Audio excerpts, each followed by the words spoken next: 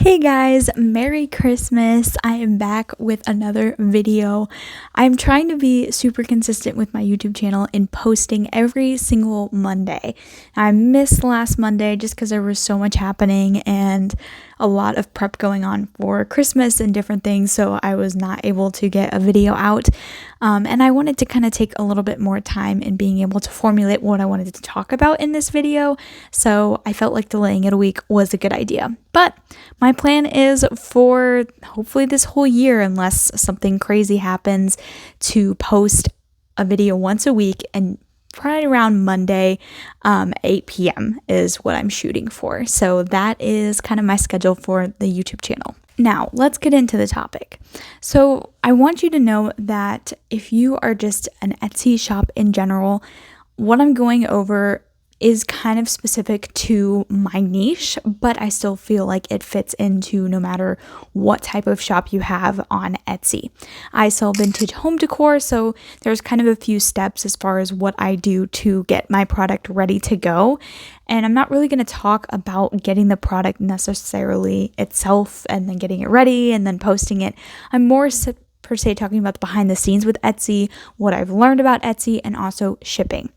So the first thing I want to talk about is packaging. This has been my number one lesson that I've learned in my first almost year of being an Etsy shop. I started back in March.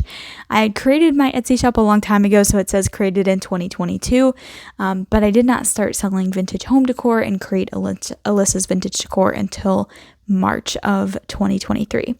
So packaging for me has been something that I've tried to get better at and learn more as I go. It's something that you have to be really, really careful and intentional with when you are selling vintage and very breakable items.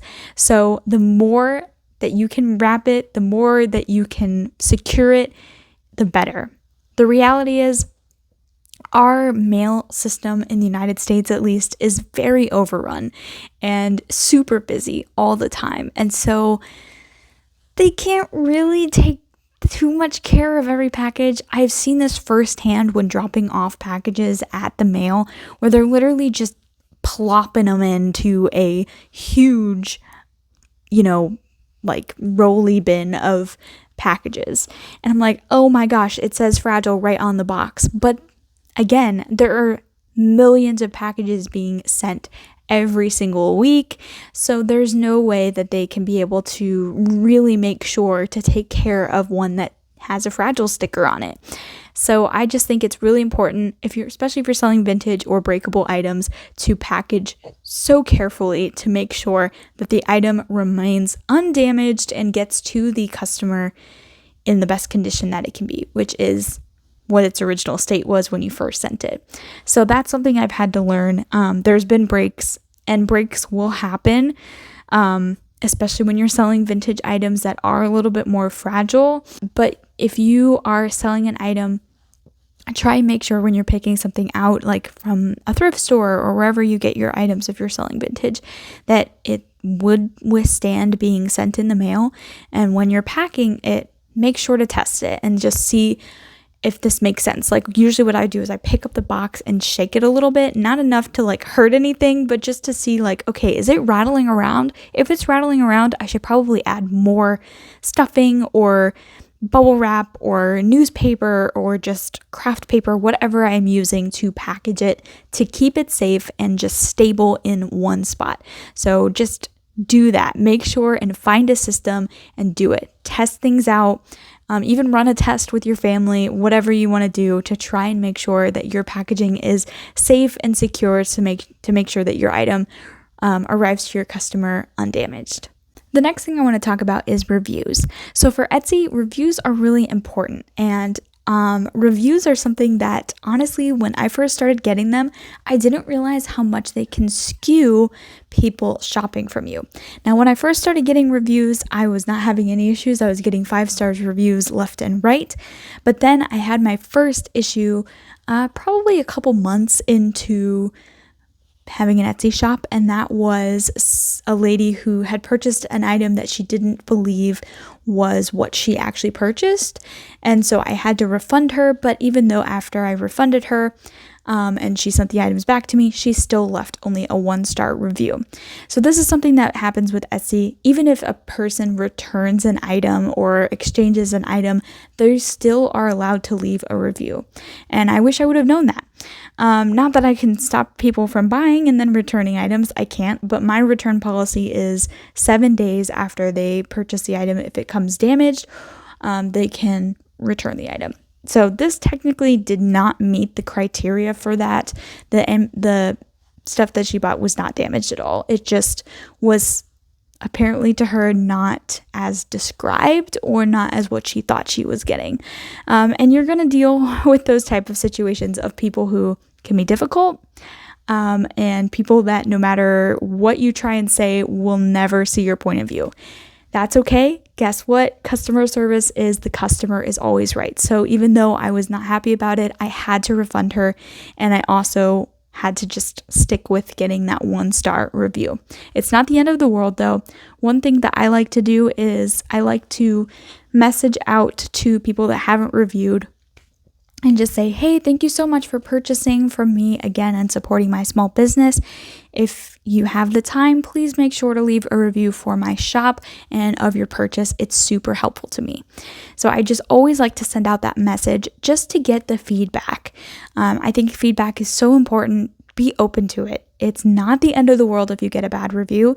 Learn from that bad review. If there was something wrong with your product, or if there was something wrong with how you shipped an item or whatnot, you probably need to learn that lesson. I can speak on that. I know there are many times where it's like, oh man, that bad review really, really hurts so badly, but I honestly needed to learn that lesson and then move on from it to make my shop better in the long run. Next up is Etsy ads. So Etsy ads was something that I tried out pretty early on in my business and was seeing some amount of success with it.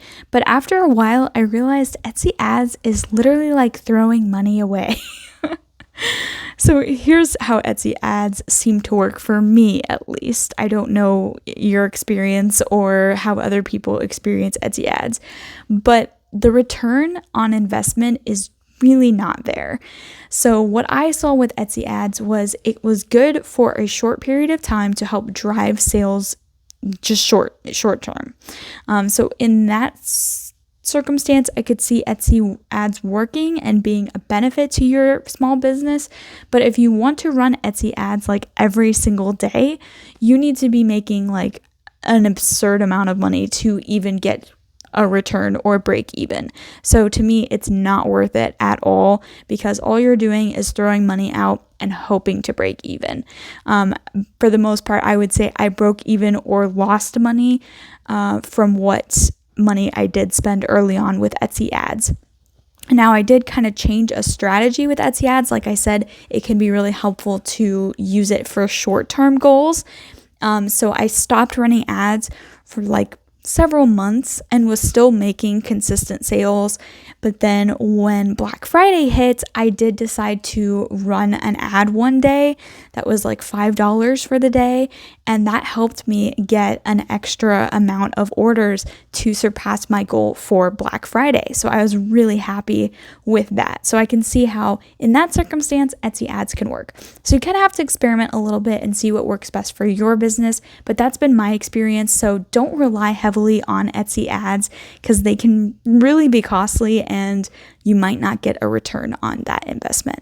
Next up is Etsy fees. So before you start your Etsy small business, you need to make sure to look into Etsy fees, because you really want to make sure that it's worth it and that you are making the most amount of profit that you can make. So you have to count in those Etsy fees so that you know right the amount that you need to charge for your item to make sure you're making a profit. It's not just about that, doubling or tripling the price of what you paid for the item. You also have to include the Etsy fees, the shipping, and also how much it costs for you to package it, and of course, your time as well. The last thing I wanted to say is I really regret not staying consistent with my Etsy shop throughout my first year.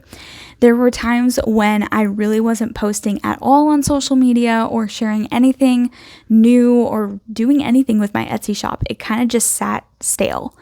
And over the past 3 months, I've really picked up again with my Etsy, and I've seen a lot of growth, and that's made me really, really happy. So not that I'm like getting my happiness from my Etsy shop, but I'm seeing that if you do stay consistent with it, you are going to see a return. Now, obviously, you have to do the research. You have to have good products. You have to have products that people want to buy.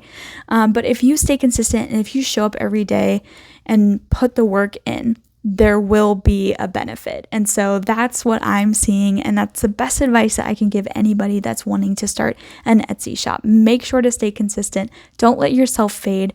Don't let burnout happen. Burnout will happen, but try to avoid it as best as you can.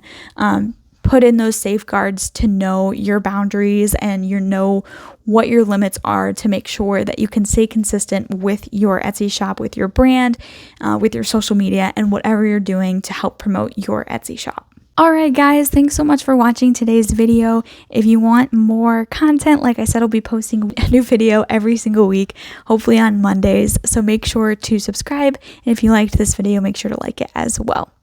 Also, if you are an Etsy small business or are thinking about starting an Etsy small business, drop your name in the comments down below. I love to support other small businesses, so I would love to check it out. Thanks so much for watching. Bye.